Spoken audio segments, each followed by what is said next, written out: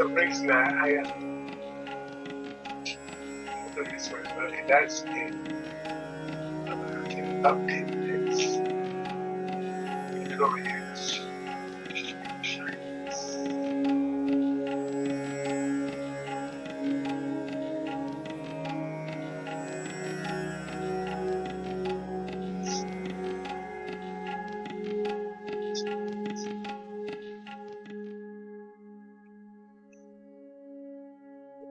Did you make me host?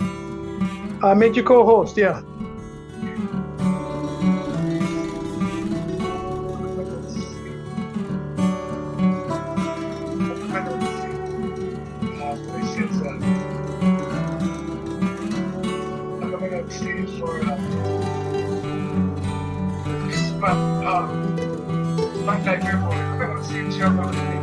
Well, you need to be made host to do that, maybe? Should have done it. Maybe like I can for people.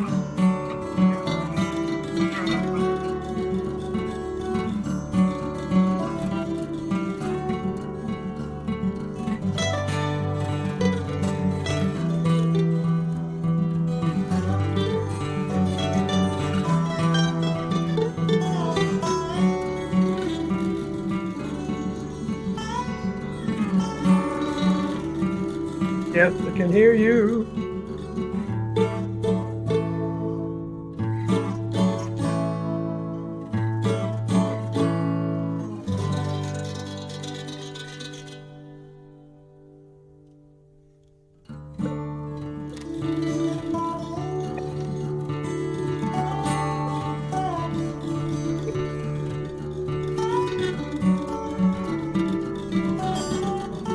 Okay.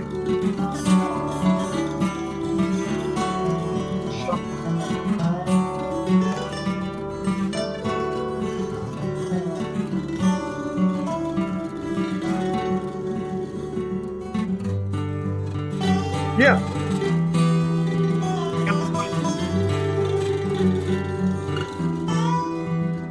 Okay.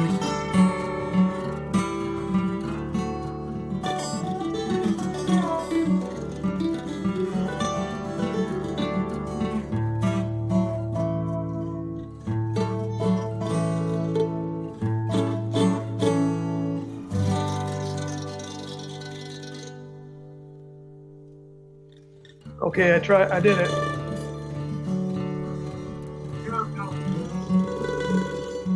Oh.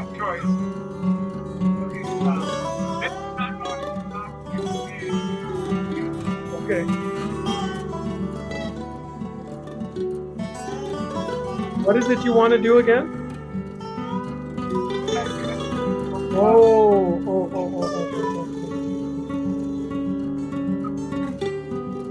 Yeah. Well, let me just make you host then. Let's see what happens. That's okay. Yeah.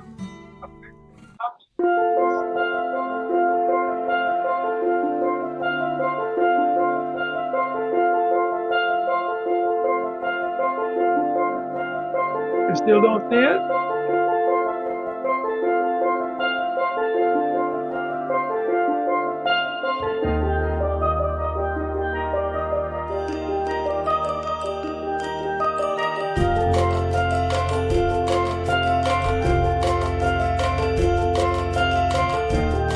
Okay.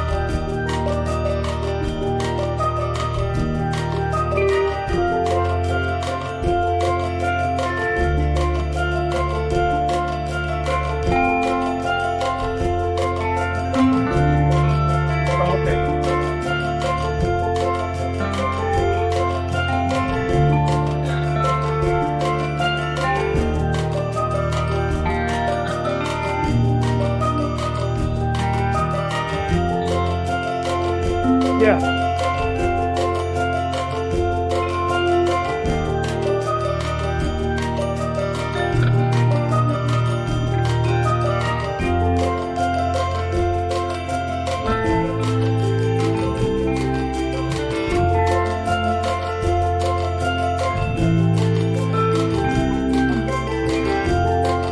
I don't know why.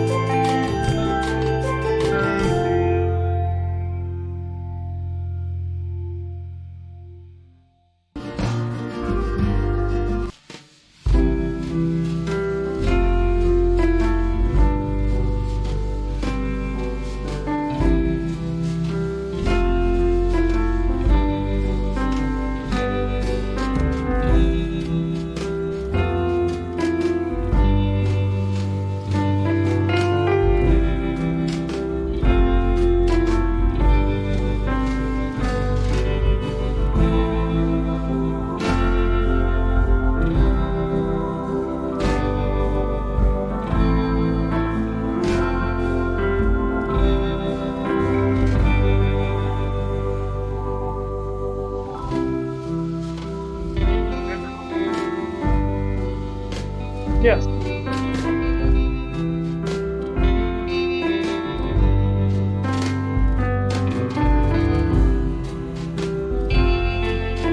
We don't have to let them in yet. It's 6:25 now. We have 5 minutes. Yeah, but the people are coming in at 6:30 for voice and sound check.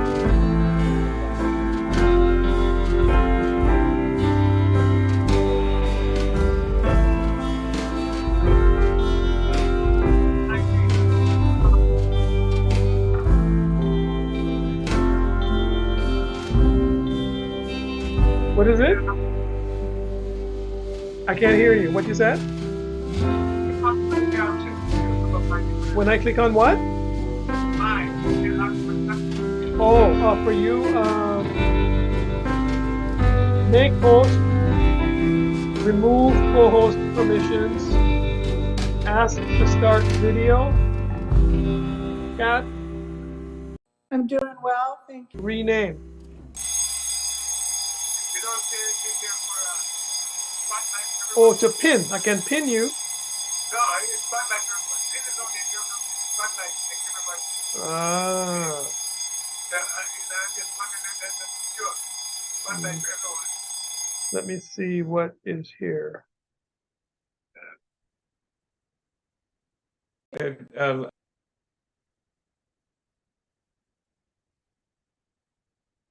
That Request would recording. only make it. Anyway, let me go over here.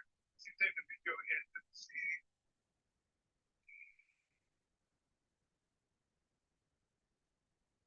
78 people died during that attack. So, Wow. Wow. mhm. Yes. Well, yes. So definitely, definitely want to invite prayers for traveling people wherever they are. Oh yes, oh Yeah. yeah. That's right. All right. So we have a number of people coming in, which is great. Hope everybody's doing fine today. I hope that we are just really here to figure out how do we replace the bad habits with better habits. And Yeah. it's a tough act to follow, right? It's something that is something in the human experience, and Yeah. their strategies, right? They're to the madness here. So we'll get started in just a couple of minutes. Hey, Michael, good to see you, my friend. All Yeah, right. I finally got on. Yeah. Fantastic. Great. All right. So it looks like we're right at 6:45 Central Time. Give it another moment here. Okay, we have just about everybody here right now. So Barry, you can go ahead and set up whenever you start the video. We will go from there. And then I'll do the form welcome and survey link. Galaxies already have something in common. Is one of the most extraordinary. You're going to ask everybody to go.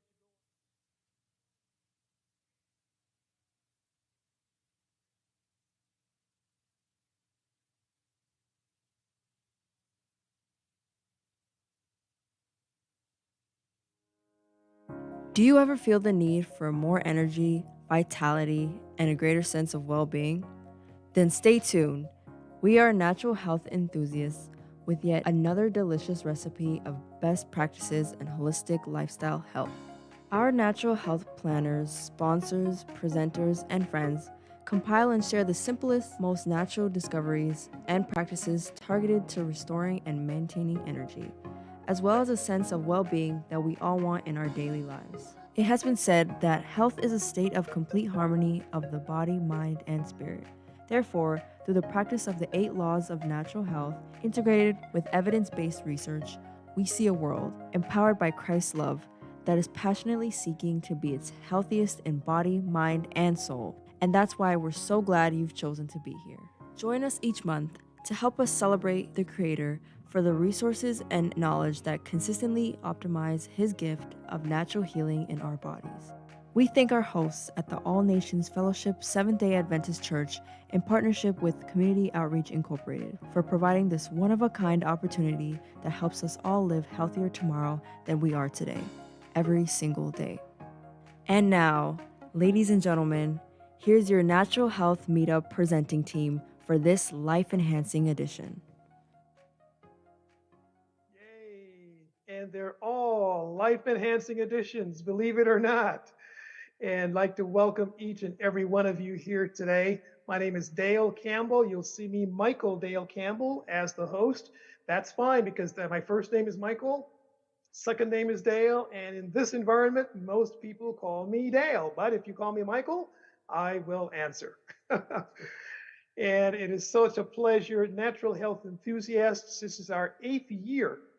This month is our 8th anniversary of having, not online, because we've been doing them in person, and that's coming up again.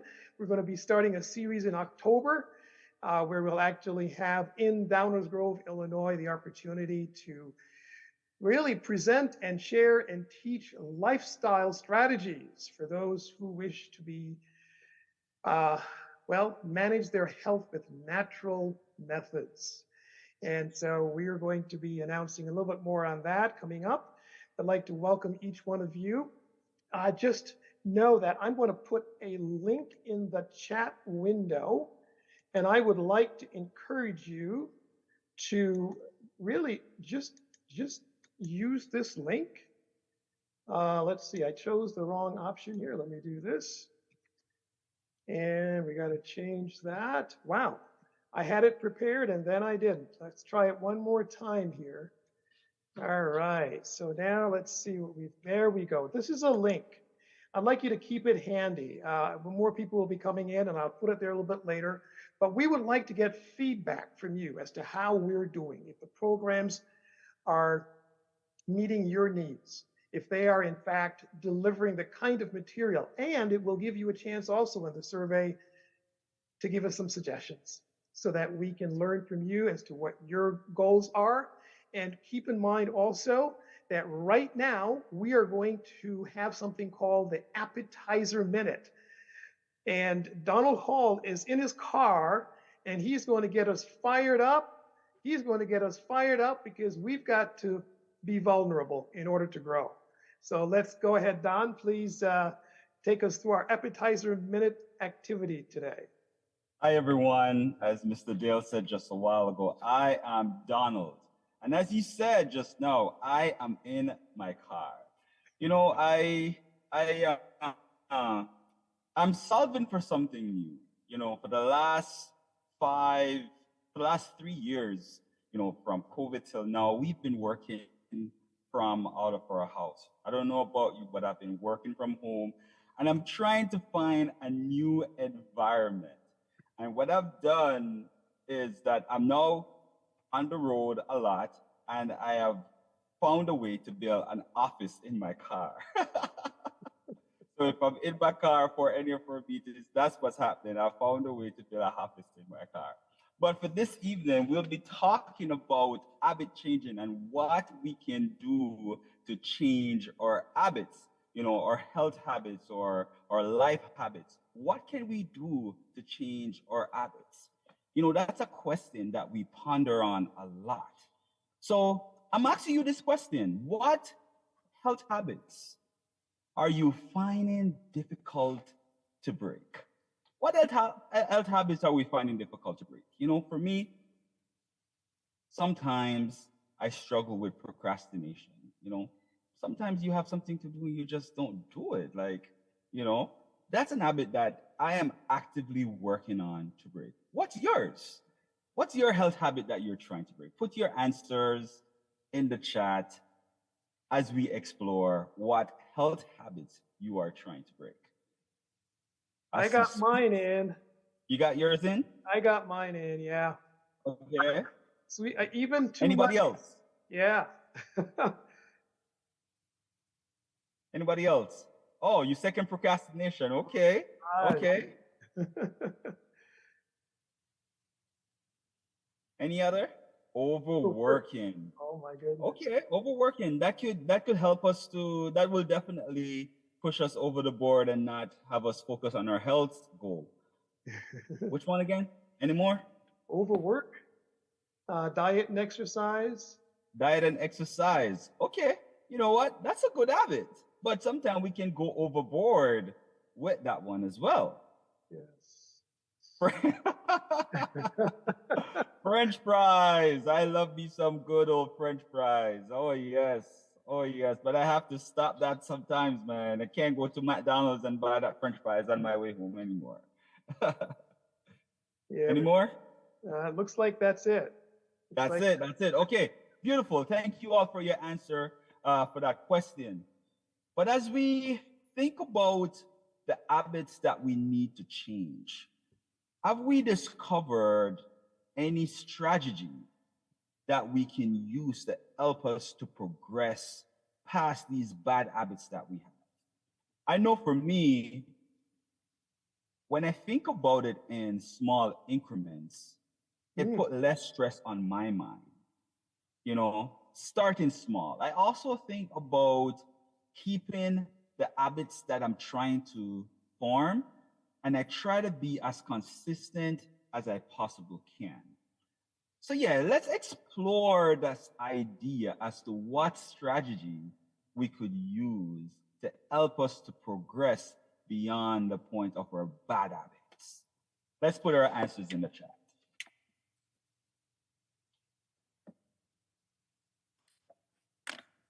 Yeah, for me, I need to be very, very clear on exactly what I want. So I have to have a time, a deadline, and I've got to have something that's measurable. Okay, so what I'm hearing from you, Mr. Dale, setting specific, achievable goals that are measurable. Yes, absolutely. That's what you're saying, right? That's correct. Beautiful, beautiful. Is there any other? Okay, better time management system. Okay. We all struggle with that one, sister, brother. Gosh. Yeah, that's right. Anybody else? Anybody else?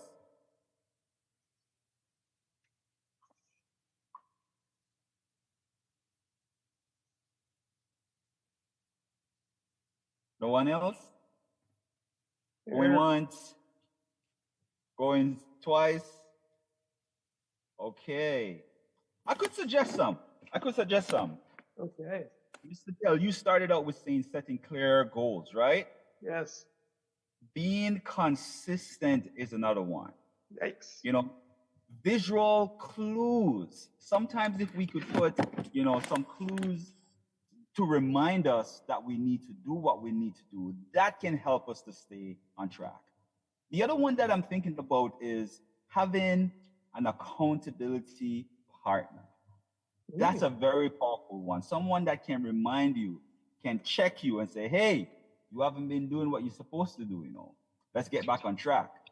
The other one I'm thinking about is setting a reward system. Reward yourself when you get to your goal. The other one, trackable progress.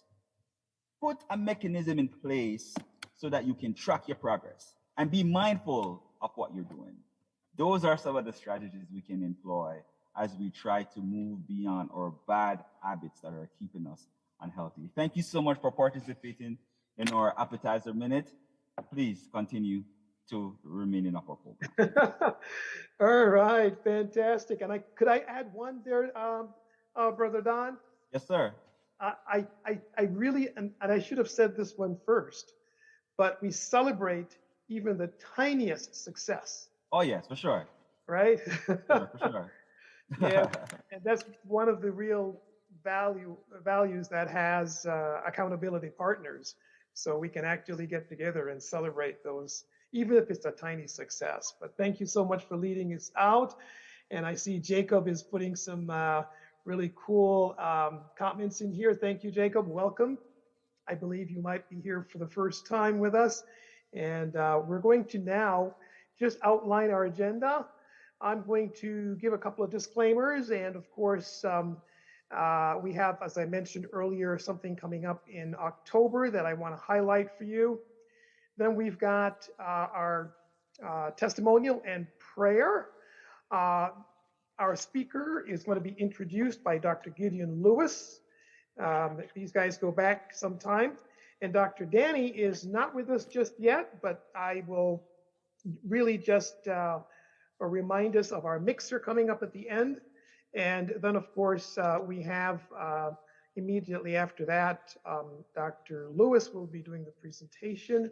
We'll have our closing prayer by Michael Artung. And we will then, at the end, we end approximately 8:15, but we have a mixer. So if you'd like to just dump on us, all right, or if you'd like to share a story of success, anything like that, that will be after our program, after the Q&A, and we'll be able to do exactly that as we get together at the end of the program between the 8:15 Central Time and 9:30, just for no more than 15 minutes. And Dr. Danny Frederick will be leading out in that when he joins us. So I am going to share my screen for a moment here. And let's see.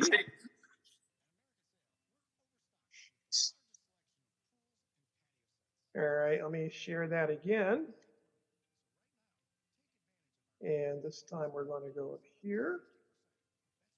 Yeah, because I wanna be able to share with you just a few items. This is our group.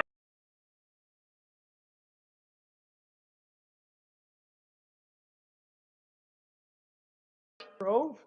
And we have got, like I mentioned earlier, this is our 8th year. This is our 8th anniversary this month. We started in 2015. And these are the two organizations that support this meeting, the All Nations Fellowship Seventh-day Adventist Church and Community Outreach, Inc.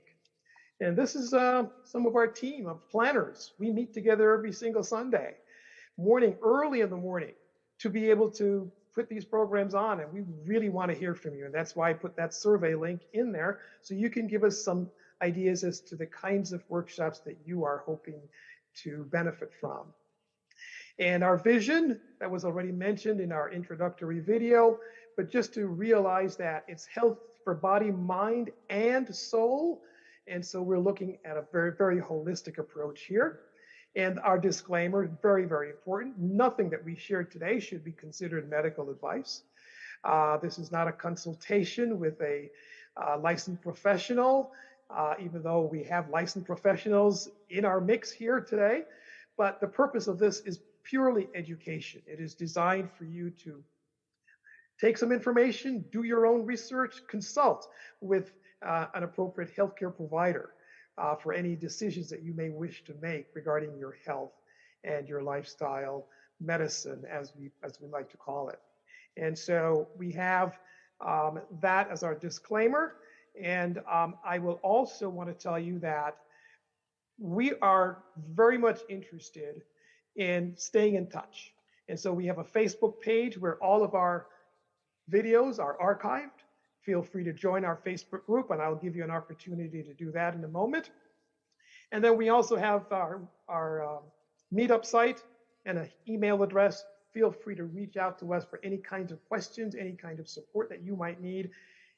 For prayer, for encouragement, we're very much open to any of those requests that you might put in. And so I will be sharing these links here in our chat in just a few minutes after our presenter has done his part. We'll come back in with another opportunity for you to take advantage of these links. So at this time, we have a very, very short testimonial and our opening prayer. And that's going to be done by Serena Scott. And let me tell you just a little bit. She is a certified master herbalist. And she is one of our coaches that really works in a lot of detail with many different health goals. And so please allow Serena to share a little bit of wisdom or experience with us and give us our opening prayer. Okay, thank you, Michael. Well, good evening, everyone, and thanks for tuning in. Well, for me, it has been a wonderful 7 years for me on this health journey.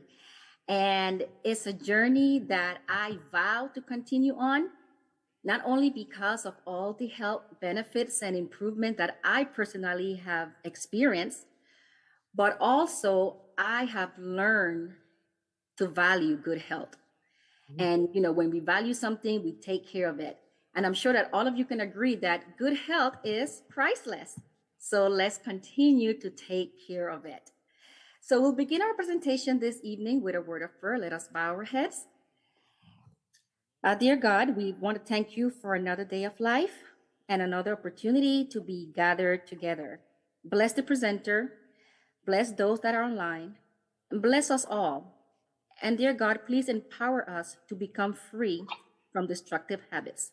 In Jesus' name I pray, amen. Amen. Thank you very much for that testimony and prayer.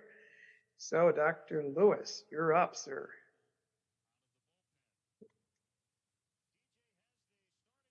Well, good evening, ladies and gentlemen. It's indeed a pleasure to introduce Dr. Lewis Allen. I've known Dr. Allen for several years as a colleague working at Advent Health. Dr. Lewis Allen is an accomplished psychiatrist. He has published several scientific articles as well as research projects. He's a member of the American Psychiatric Association and a member of the American Association of Geriatric Psychiatrists, a member of the Central Florida Medical Society and the American Medical Association. His resume is quite extensive, so I'll try to abbreviate some of his accomplishments. Dr. Allen has been involved in multiple community activities. He's a recipient of several awards and has been noted for a distinguished fellow of the American Psychiatric Association. Dr. Allen is fluent in Spanish. He actually went to school, I guess, in Mexico as well, and Panama. So he's bilingual. He's board certified in psychiatry and geriatric psychiatry. He attended his residency and at Long Island Jewish Medical Center, where he did psychiatry. He has served on multiple committees at the Advent Health Hospital and serves as an associate clinical professor of psychiatry for Florida State University. He is now chairman of the Department of Psychiatry at Advent Health, formerly known as Florida Hospital. He is medical director of Advent Center for Behavior and Health. Dr. Allen, we thank you for sharing your busy time with us this evening, and we look forward to your presentation. Thanks again for joining us. Very fantastic. Thank you, Dr. Lewis, for that introduction. And I just want to remind us that after the presentation, we'll have a couple of items after, and stay for the mixer after we get done. So Dr. Allen, please. Well, I want to thank this group for the invitation and thank Dr. Lewis for those kind words. He didn't want to say for how long we have known each other, but it's a quarter of a century, 25 years. So it has been a while, but been here in Orlando, Florida, and working primarily with Advent Health, but it has been a privilege to be here. And today I wanted to share with you some thoughts that is, even as I was preparing it, more than anyone else, I think about it is preparing it for myself. Of what are some of those things that I can do and that I can change in order to adopt those positive habits. Brother Donald Hall, he mentioned some items that was right on point. I felt like he had seen my slides because he was right on point with the items that he mentioned. But really, habits sit at the core of our day-to-day activities. So let us explore for a few minutes. Let us understand what are some of these things that sometimes are most of the times are happening on a subconscious level. We don't even know it's happening, but yet it's there. And that's the reason why it is so important that if we can reprogram, reformat to develop some new ones, healthy habits that sometimes can substitute for the bad ones we had before, or sometimes just new habits that we are developing. I'm gonna try to share my screen. Just give me one.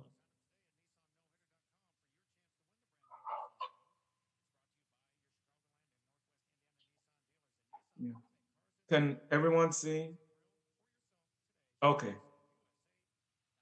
Yeah, so as mentioned before, we'll look at what are habits, how do they influence our lives, what are some of the facts about habits, and throughout the presentation, I have a few quotes that really got my attention, and I wanted to share those with you. One, it says, "Life is precious and goes by the way too fast.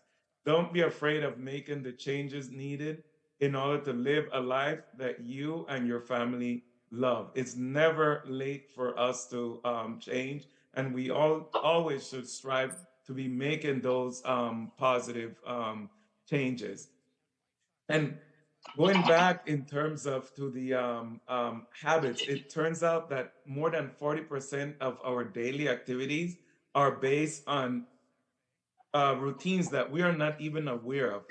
It says unconscious routines that we develop over time. So close to half of our day-to-day activity, if you think about it, we are not even thinking about, they're just happening. And I'll use for an example, tying our shoelace, brushing our teeth, dressing. There are so many things, but also we have certain way of thinking patterns that we start to develop, and over a period of time also they are influenced by our habits. We're going to try to understand the habit cycle, how it transformed the brain, and we'll give you the knowledge for that success. And that's some of the things that we'll be looking at in this overview. What are some of the objectives is the phases of the habit breakthrough. How can we make that change? The power of boosters, and I will give in a few minutes, I'll explain what that means. 4 stages of a habit cycle and understanding the power of dopamine that drives our routine. So another quote that I found and I like, it said, "We are what we repeatedly do Excellence then is not an act, but a habit. So it's very important that we are practicing those positive ones. And what are the hallmarks, and I would say, of good habits? They usually tend to be holistic, they are automatic, as mentioned before, and definitely they are transformational. And that's the reason we want to make sure that the ones that we're developing are the positive ones, the good ones. What are some of the groundwork that needs to happen before that transformation journey begin? And those are some of the things that briefly we'll take a look at.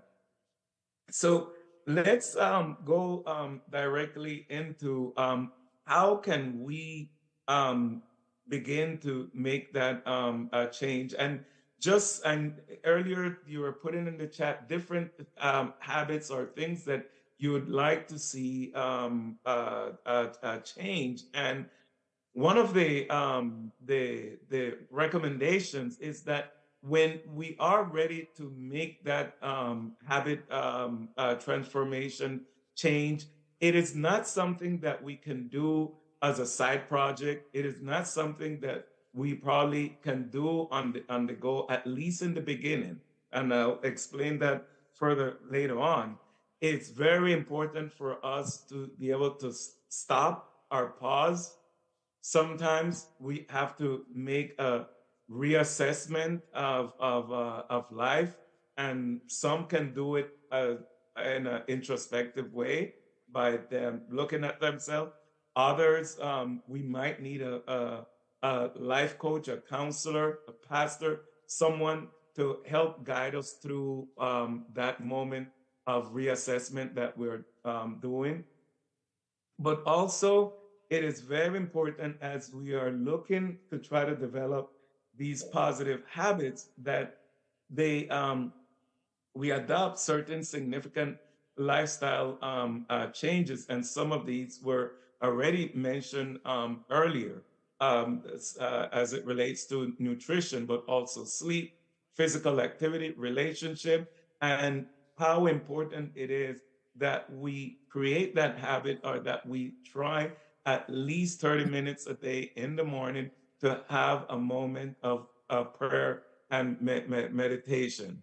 And sometimes it is more challenging, and we'll see with the example that we have of how habits are developed in the beginning. But as we continuously repeat the same behavior over and over, it becomes more easy for us to engage in these positive acts. So we mentioned before preparing to launch that habit breakthrough. How can we make that change? And the example, given that we live here in Central Florida, and close to Central Florida, we have Kennedy Space Center. And if you're living in this area for several years, you more than likely witnessed the launch of a shuttle. And I want us to think about the change of or adapting new habits, creating new habits as that preparation for the launch, and also the launch itself.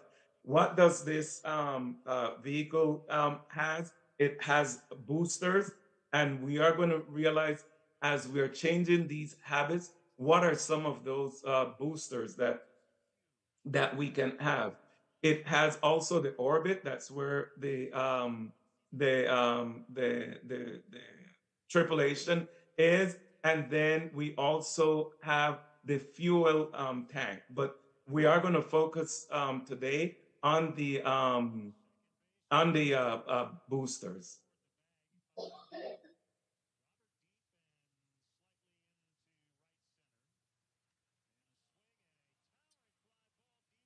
Before we begin, and keeping that same example of the rocket launch, we are looking at the why we're doing this, what's the need, where we wanted the environment that we will be practicing or getting engaged in this new habit, and what we want to get um, ac- um, accomplished. So it's why, where, and what.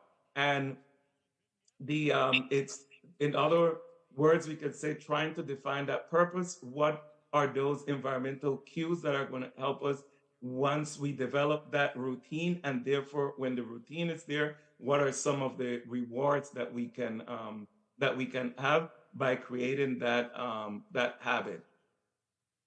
I mentioned before about those boosters, and I told you we'll be coming back to the boosters. The the NASA space shuttle each weigh more than 2,000 tons, but getting it off the ground, trying to pull away from gravity, it requires 60 million horsepower. But the most important aspect of this, and it's very interesting, that 70% of the shuttle fuel happens in those first 2 minutes, that takeoff. And that's the same example that we see with breaking or trying to create new habits. The first few days and few weeks are the most challenging one.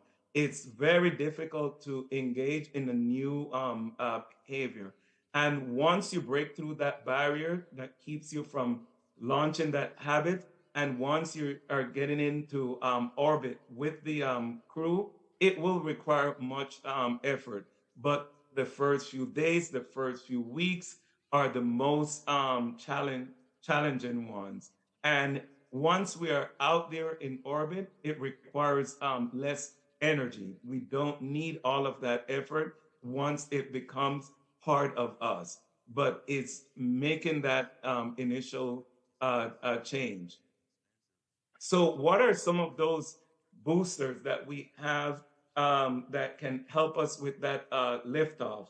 Brother Donald Hall mentioned about people, and that is so true. Those that can keep us honest, those that can pinpoint or point out our blind spot, that can mention about accountability, that can hold us accountable, but in addition to that, cheer us on as we make that change.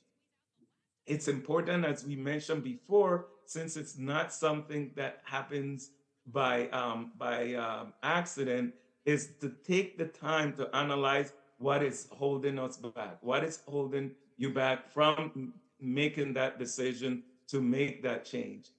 Craft a plan to figure out the specific time and way you want to carry out that habit. That means the environment, and then creating the environment that works for you and not against you.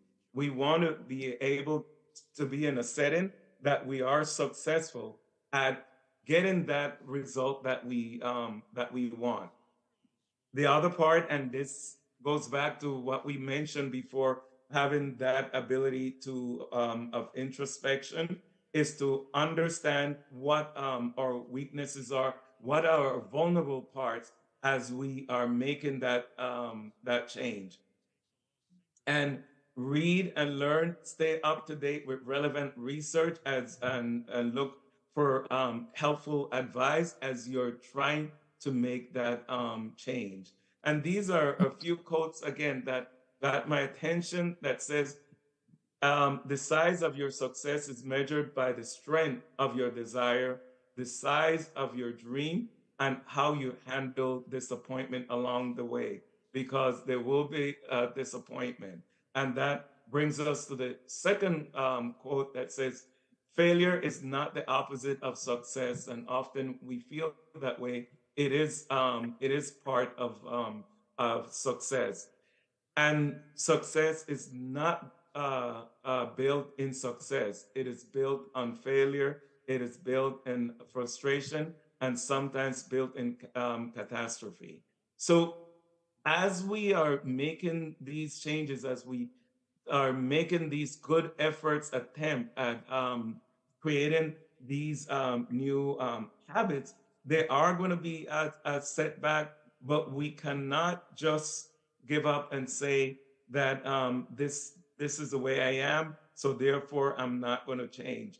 We have to have that ability to understand that really any failure that we're experiencing is part of creating that success. And that is so important. As mentioned before, we need to prepare for problem. All of these changes does not happen in a vacuum. We need to have a plan of recovery. And using the example of the shuttle, where there is, as we are having the launch, we could have some failures, and we need to have the ability to, yes, forgive ourselves. After that, try to understand, analyze what are some of those things that did not work for us as we were making that change, and then make some adjustment. It is a very conscious effort to make those adjustments, and then try again at that launch. So failure, it is not a something that we view that it's going to demonstrate that the habit will not work, or that change of habit will not work. But it's really, when we're dealing with failure, it's setting us up for to be successful. But we need to be introspective in what we are seeing, what we're dealing with, and making that change, that adjustment, and recalibrate, and then make that trial again. And we mentioned those 4 areas are the, yes, having that purpose, why the change, how to maximize the, or make the environment something that is conducive for that change, having the routine that is created, and therefore it provides that reward. What are some of the science behind habits? And there are different neurotransmitters, chemicals in the brain, that influence this. But the main one that I want to talk to you about for the next couple of minutes is dopamine. Every time a behavior is done, or we make that attempt, the dopamine links tighten in those neurotransmitters in the brain, and it leads to an action and a reward. And we sometimes are conscious of it, sometimes we're not. The more this is done, there is that positive reinforcement that happens, and that positive reinforcement increases dopamine. So it's one of those chemicals in the brain that is behind a lot of the creation of the habit. Sometimes dopamine is not functioning well, and one of the theories behind individuals when they are developing problems with addiction is because of low levels of dopamine, or what they describe of the dopamine levels, they have just gone array, and therefore other problems can happen. It's very important, as we continue talking about this neurotransmitter, this chemical, that what are some, and I'm sure this will be of interest to the group, of what are some of those food that have dopamine. And these are beets, avocado, bananas, almonds, nuts in general, wheat germ are the ones that carry a higher levels of dopamine. Also, something that can increase dopamine is exercise. So it's very important that we keep exercise as part of that daily routine. And I know sometimes the word exercise seems like it's something very rigorous, but I'll also use the word physical activity, just remaining active. That also is very beneficial. So it is important that as we think about making these changes, as I mentioned earlier, it's not something that we should take lightly and said, oh, let's try this, and not take the time to stop, to pause, try to set out a plan of when you want to get that done. I heard earlier today someone mentioned setting clear goals. I heard another word that I felt was very important, being consistent. So it's very important to have an action plan that include all of these things as we try to develop or create new habits, positive habits. They also mentioned that it's very easy to create the bad habits, and in fact, sometimes we don't even need to make an effort to for this to happen. But yet, the positive ones are the ones that require a lot of effort and an action plan in order to be successful. It does not happen by accident. And as mentioned earlier, it's transforming those unwanted habits and keeping in mind that as we do it, the positive is the power of the reward and repetition. We become the people we practice becoming. And that's so important for us, that as we go through this journey, we need to strive for those positive changes. And as we strive for it, we sometimes don't achieve them 100%, but given that it's a journey and we're in that positive trend, it will definitely help us as we make these changes in our lives. And this was the overview I had. I know it's probably a little bit early, but I'm open for any questions. Louis, there are certain cultural and social factors that determine a lot of our habits. Mm-hmm. Certain, maybe the way we eat. How do you deal with those factors? And another thing, I have patients, for example, who are addicted to, let's say, cigarettes. Mm-hmm. How do you help them break those habits? Yeah, and that's a very important one. I think probably it's one of the biggest ones with smoking. And there is one of the medications aside that helps with smoking cessation that is actually mediated through dopamine. But the issue with these habits, it's going to be very important, as you mentioned those, as I mentioned before, those 4 areas that we talk about the habit creation. And one is the cues, the environment. When someone is really committed to making that change, they have to break away from those cues and environment.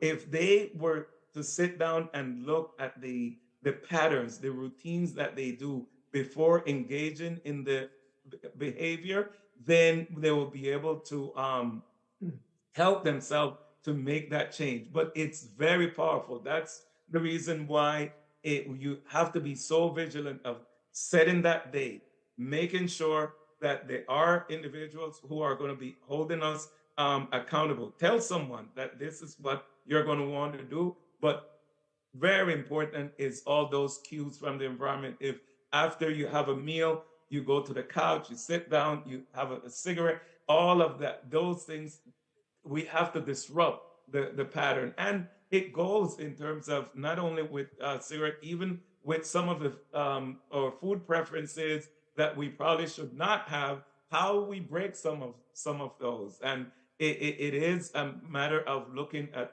what's in our environment, and how can we change it?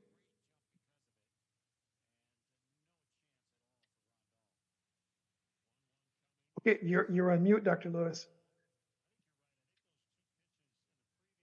Yeah, thank you, Louis. Now, what about the subject of addiction?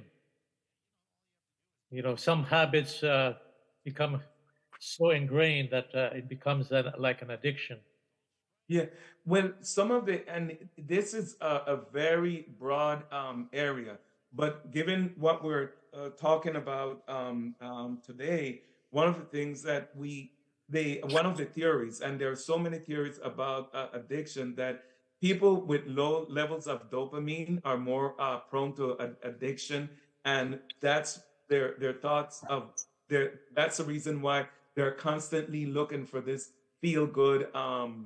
Rush, despite all the detrimental effects that the habit can create. So how this is how addictions are addressed is not only be with some of them, not only with the behavioral intervention and changes, but for some individuals they require at times certain type of medication intervention to help them in terms of break that cycle. Often when they have this in the beginning to help them, then they're able to make that transition. But it is addiction is considered that there is that deficit of dopamine. That's interesting. Very interesting. So did you, Dr. Allen, did that answer your question, Dr. Lewis? Yes, thank you. Oh, okay, yeah. Yeah, I'm just wondering if you may have a case study of someone who's been through that you could share with us. Someone that has is not necessarily addiction, but just even in the habit realm, to give us an idea of some of the ways in which you may have been helpful to have them break or to replace. Yeah.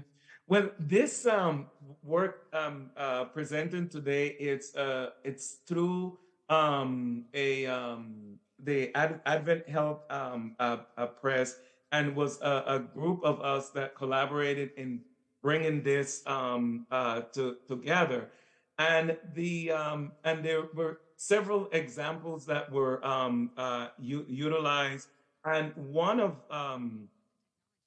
the examples that were was there is that there was someone that wanted, and one of the biggest when we talk about habits and transformational habits, is what is at the top of the list is about our eating habits over eating that sometimes can lead to obesity. So these there is an example in our book here about this person that was weighing close to 290 pounds, and had made the decision. And there are a lot of cultural influences that can impact on someone these habits, and the person had to kind of sort some of these things through. But in addition to that, they had decided, okay, how they're going to do it is they're going to consider bariatric surgery. So they went to see the physician. The physician told them that in order for this to happen, that they needed to lose weight and lose at least 25 pounds before they could even be considered a candidate for the surgery. So the person went back and started to really now taking these steps that we mentioned earlier, that stop, that pause, that ability to create that, analyze and create that list of what are some of the things that was going to change. Talking about looking for boosters, remembered someone that they had lost a significant amount of weight and went and spoke to that person. And this person told them that they had changed their eating habits, and they had adopted more of a plant-based diet, gave them some of the specifics of what they had done. And this person decided then to embark on that journey. So they lost the initial 25 pounds, and then decided, let me just wait another month before I go back to the to see the doctor. And during that month, continuing with the same habit practices, lost some additional weight.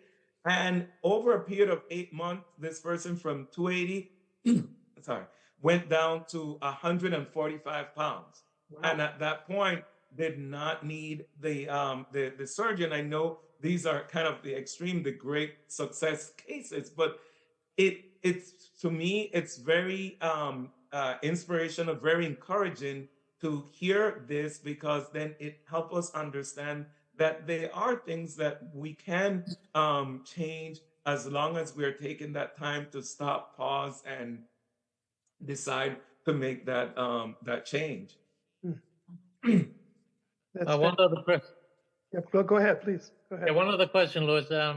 What role does support group or support groups have in helping patients or people change their habits? That's a very important one, because often when someone, and in particular with addiction, and I've been in many groups of individuals that are dealing with addiction, that if you are given an advice, they are saying, or making a recommendation, they are saying, what do you know about it? You have never had this problem. But when their peers are telling them that this, whatever they did was wrong, and this is how they need to change, or this is what they need to do, it has a lot more weight than that person who is the group facilitator, or who is that physician that is helping them in that journey. So the peer groups are very valuable to help with that accountability. And that was a word that we mentioned earlier. Yeah, I know, for example, Alcoholics Anonymous, they have had great success with people who have an addiction for alcohol, who have been alcoholics. Yes, and it's just, and they often have a peer support person, so it helps to keep that level of accountability. So it's not that they are being judgmental, but it's just we have been through the same, and this is what we recommend. Okay, great. Any other questions for Dr. Allen? Any problems that you're having and you'd like to get a little outline of a strategy? A strategy for proper time management or successful time management. Good evening. Thank you. Good evening. Hi. It's one that I think we all struggle with, and we realize that time is the commodity that we probably cannot increase. 60 minutes is 1 hour, and it's 60. We cannot. A minute is 60 seconds. We cannot increase it, and the only way that we can improve that, but it takes so much of a conscious effort, is looking back at what are those things that we can be more efficient with. Sometimes as we start that daily task, and we all set ourselves up with this long list of items, and that in the past, and that has happened to me, I've only been able to do 4 to 5 items during that day, but yet I start the day and I set myself to do 8 or 9 of them. It is very important for us to make sure that we are setting up as we improve our efficiencies, but also that we can set up very realistic goal that will not lead to us feeling frustrated at the end of the day. But how do we improve time or time management, given that time is such a finite, limited thing? Is it's primarily by improving our efficiency of some of the items that we do day to day. Okay, thank you. Yeah, one of the things that I've found extremely helpful for time management is the use of a calendar. And even I'm starting now even to put an afternoon nap time on my calendar. And very interesting that you get little reminders, popping up on my phone that are saying, hey, you have 15 minutes to the next event, it's going to be nap time. So you start mentally preparing. And that's one of the things that has really helped me a lot. One of the things, though, with procrastination, I think, though, which is part of the time management issue, is the fear that goes along with whatever that task or event coming up might be. Is there, how do you account for the fear factor in the, I'm going to lose the enjoyment or the experience that I've been having, and that's sometimes a fear of loss, right? Yeah, often when we're thinking about, yes, these tasks, and sometimes they can create a great deal of anxiety. It makes us feel often uncomfortable about approaching or trying to do it. And how we cope and deal with it is exactly what you mentioned. There is that tendency at times to procrastinate. So we're not necessarily saying no, we're not necessarily saying yes, but we just keep it on a pause. But we need to realize that one or two times it can be done. After a while, if this is repeated, we have actually made a decision, and that's in a very subconscious way of that that we're not in fact carrying out that task.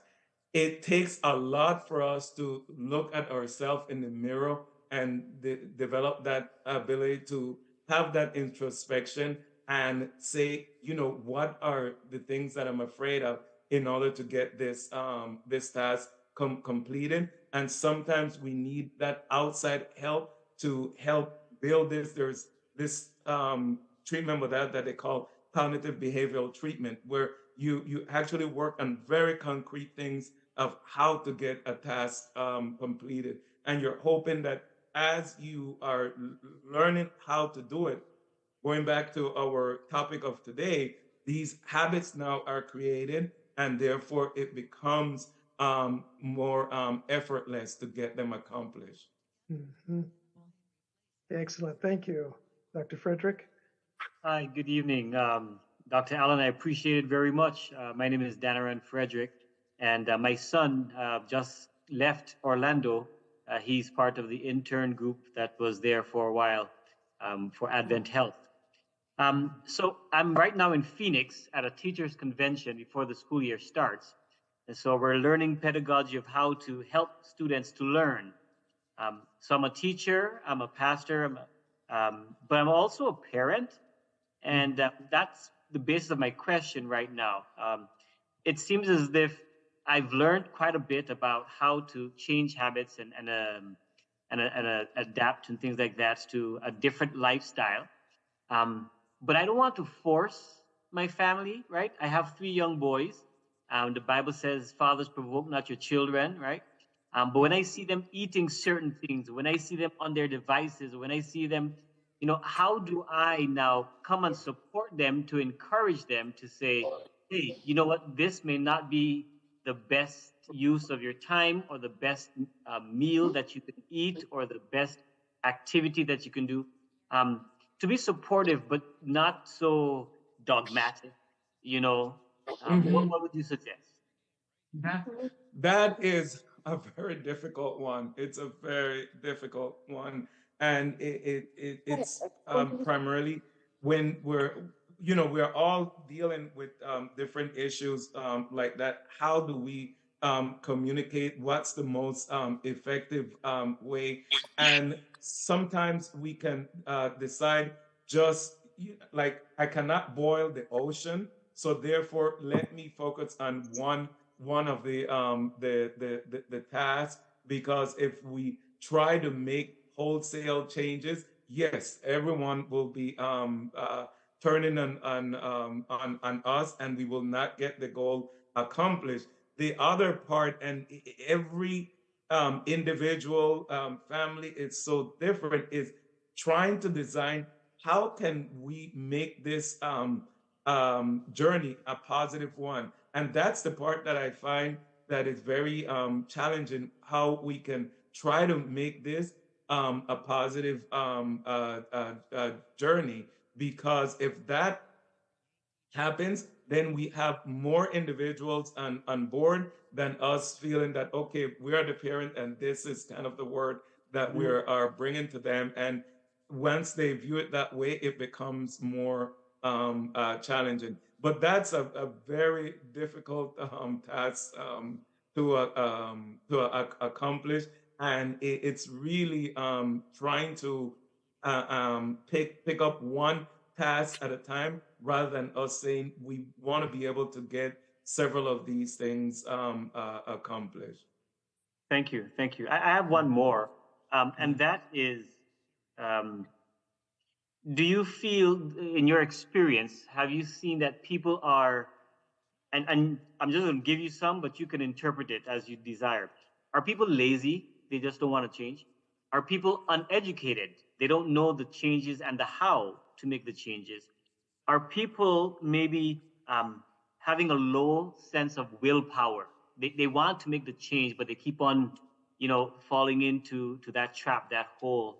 Or is there something else, that maybe we haven't talked about that causes people not to accomplish, not to break through? Actually, that's a very good one, and we could start and saying like yes to all of the above, but we have to make sure that there are other factors that can influence some of the behaviors that might appear to be someone with unmotivated, not interested in making changes, and is some of the other aspects, like individuals that are dealing with issues of be it anxiety, depression often is in play. And it's very important that these things get addressed, because sometimes that is at the core of the individual: lack of motivation, lack of initiation. And we should, yes, approach it in a systematic way. And I have to be honest, sometimes after we have gone down the list of every possibility, yes, you might find individuals that have no interest in changing and just keeping it the way they are. And for some, they are perfectly content in the state that they're in. And it becomes very tricky, because we have to make sure, like, our desires, our drive, that we don't project it onto them, because we can make an honest attempt, because we should be that influence of good.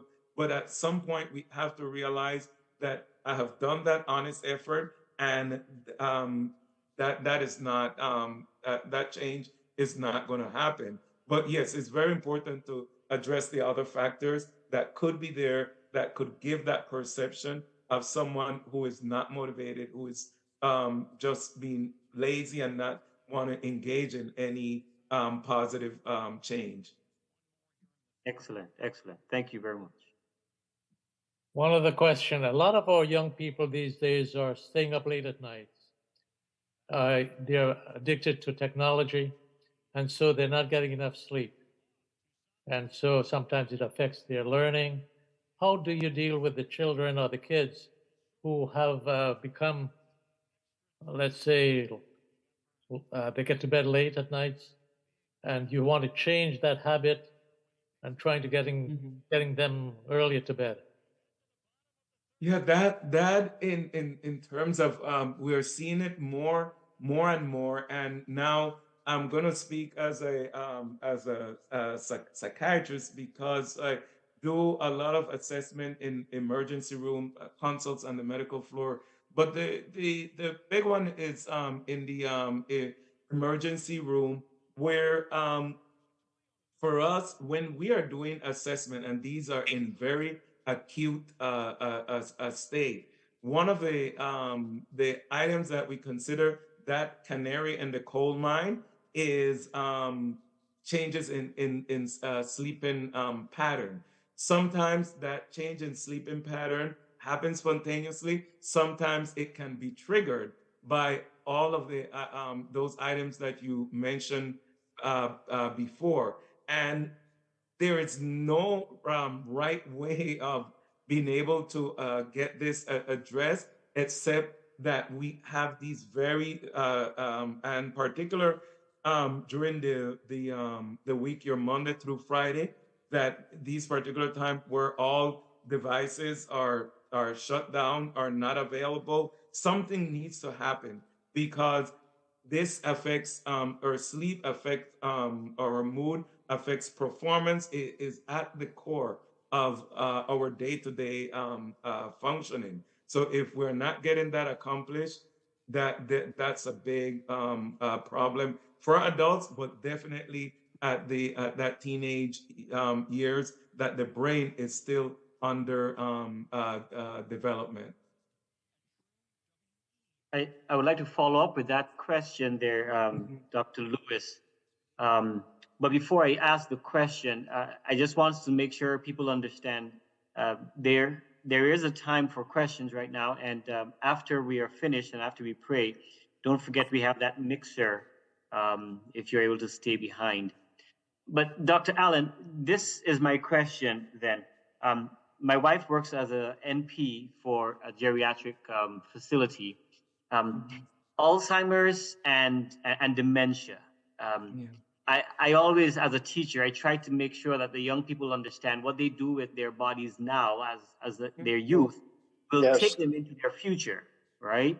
And so is there something that you can share with us as far as how do we, or can we, delay either Alzheimer's, dementia? What is the nuance of the difference between Alzheimer's and dementia? Well, the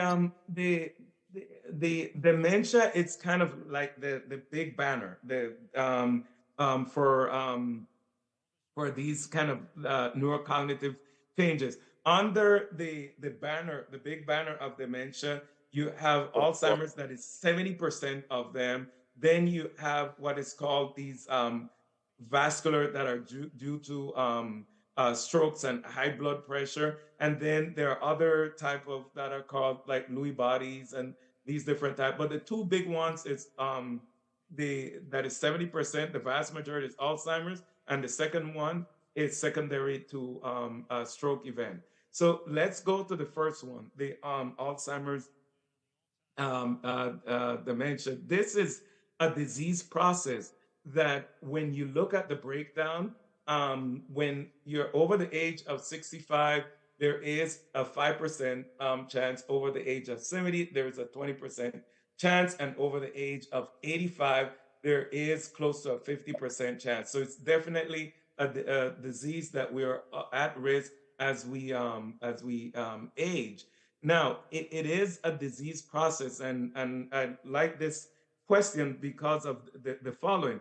It is a disease process that what you're seeing at that time is a manifestation of something that has been going on for decades.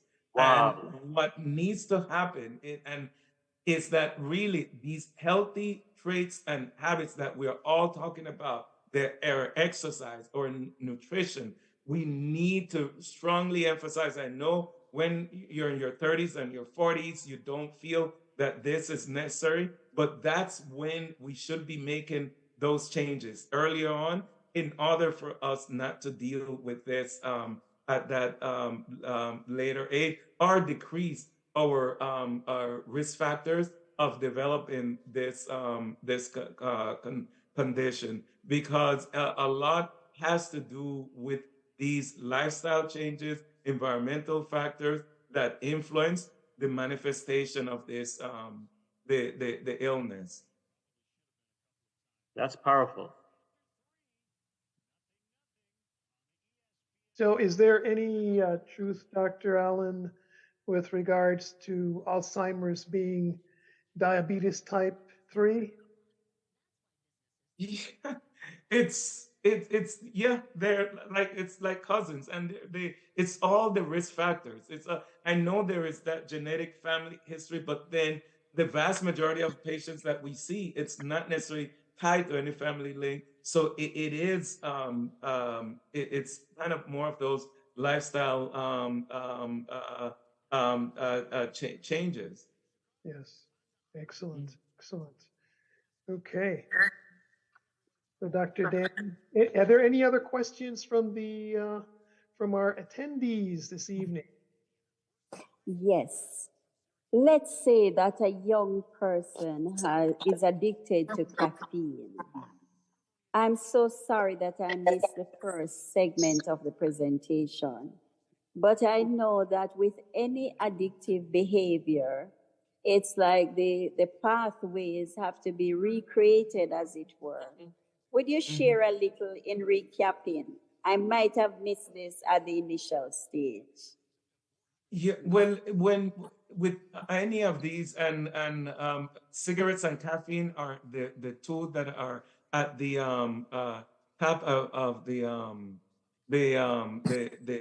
list in terms of with those really it's a matter, first there needs to be that willingness to change. There is not a pill or something that we can give someone to break it. The second is that they are going to need to understand that it's going to be very difficult. And going back with that example that we talked of, the space shuttle that launched, taking off, and those first 2 minutes, 70% of the fuel that ship is carrying is consumed during those first 2 minutes. Keep in mind that with caffeine, breaking that is going to be the same in terms of the first 3 days or 3 to 4 days. It's when someone is going to be going through symptoms of caffeine withdrawal. They're feeling horrible. And the only way that you can take care of that is by drinking coffee. So yes, there are these lifestyle changes that is recommended, and it helps, but keep in mind, and we have to warn someone who wants to make that change, that it's going to be very, very difficult. But think of all the benefits that you can get by making that that change. And that is something that once we have the individual in alignment with us, that is seeing the vision that that we are seeing, and in fact that they are the ones that are motivated and driving it, then yes, it's a matter of setting up that start date, making sure that the cues and environment, if after each meal there goes there is a cup of coffee that that they have, probably at the end of the meal, just stand up, leave the table. We don't want any cues that would lead us to down that that path. But it's one of the top two, given that it's so common and so socially acceptable, that is difficult to break. Wonderful question, Sister Donna. I appreciate it very much. Do you have a follow-up to that? Yes, because it's like when we working at a university and being familiar with addictive behavior, it's like this information is very vital, because it's not only for caffeine, it's for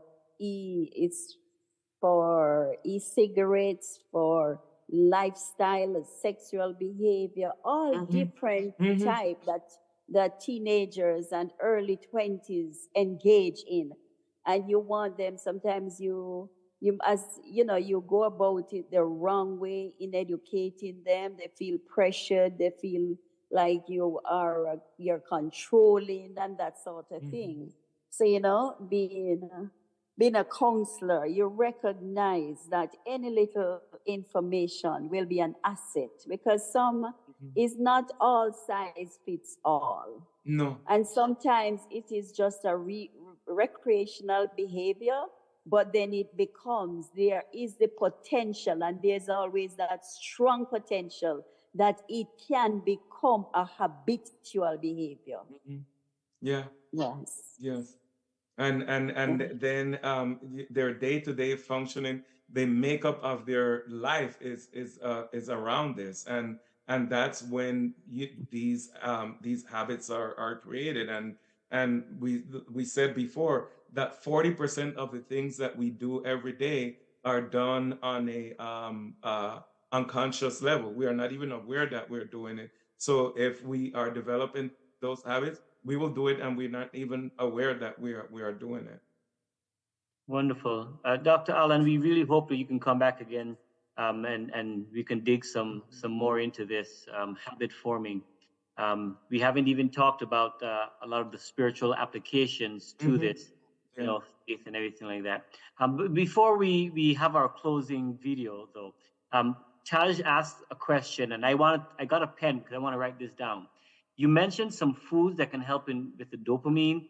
Because I had a similar question, right? What are the brain foods, or the brain foods that we can put into our systems naturally? You mentioned beets, I think, or something that can help. When it comes to dopamine, it was beets, avocados, bananas, but the big one with brain food is almond nuts, and just seeds in general that are considered kind of your brain food. But all of these does help with the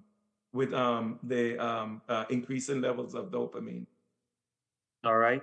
Taj, was that sufficient? He mentioned beets and avocados, bananas, and actually wheat germ. You did mention that earlier, yes. Yeah. Do I have time to ask something real fast? Sorry, let Taj go. You be next, Michael. So when you say seeds, would that be like chia seeds or flax seeds, something I can throw in a smoothie? Are those helpful? Or are there specific seeds? No. Those are the ones. Okay, Yeah. thank you. Yeah. So just to reiterate, it was beets, avocados, bananas, almonds, and then seeds. And then wheat germ. And wheat germ, yeah. And for young, if I may just add a little, pine nuts, especially for developing children. I read that. Yes. All right, go ahead, Michael. I wanted to ask something that surfaced earlier. This is to do with dementia, Alzheimer's. There are medicines that we take, over-the-counter medicines. I have a problem in summertime with certain allergies, so to open up antihistamines, such as Benadryl, hydroxyzine, I'm hearing that they can play a part in later on as far as Alzheimer's and dementia. And I wanted to actually have some validity to that, if you could throw that light on that. Yes, no, you're right. These medications are considered anticholinergic, so therefore it affects in terms of memory function. And sometimes not only that, as we age, it can even lead us to have periods of confusion. So it is very real. Yeah, all these antihistaminics. Okay. They're sometimes they're necessary, but we have to keep in mind. I always talk about with medicine that there is never a free lunch, but it's very important for us to know that what is the good and what is the bad, because then that way we can make an informed consent and know, okay, for how long do I need this or so. But it is, yes, these are very anticholinergic medicines. Okay, maybe for later on, I'd like to put together a list for those of us who meet up, so we know what's good and what's bad, or what needs to be watched. Very, very watchful eye. I was also told certain antacids. I'm not going to go down. That was another one that I had heard that I had just scratched my head like, really? There is something that is called Beers List criteria. And if you Google that, it shows you as we age, what are the medications that we should avoid. Wow. Thank you. Is that Bayer's? Beers List criteria. Okay, put that in chat. No, BEERS. Oh, okay, that's what I was wondering. Sorry, yeah. Beers. Beers, yeah. Okay. And if I don't have a chance to say this again, maybe after our mixer, if anybody's interested in doing a marathon with Alan and I, just let us know. All right. Okay. Are you ready for that video there, Barry?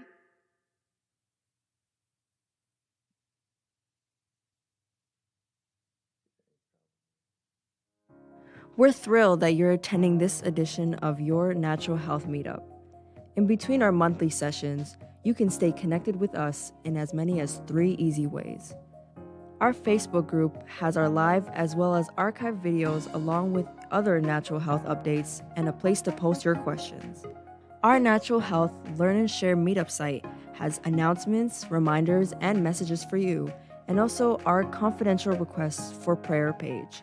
We love to pray for you and any concerns of life that you may have. Use the link on the screen to stay connected for any one of these or all 3.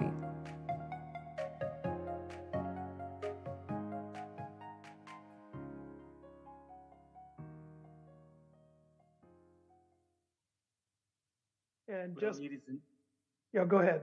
I was just saying we've come to the end, and Michael will have a few words after. But we are going to be transitioning to our mixers, and if you're interested, we'd like you to share your cameras. Go ahead, Michael. Yes, just wanted to add that link inside of chat. This is our link page. So all of our links are on this one link, Natural Health Enthusiast on Linktree. And I wanted to also share my screen for a quick minute, if you don't mind. Just taking a quick look at one of the options that we do have coming up in October. This is just a rough draft, but it's a health and wellness program that we are planning to start in October.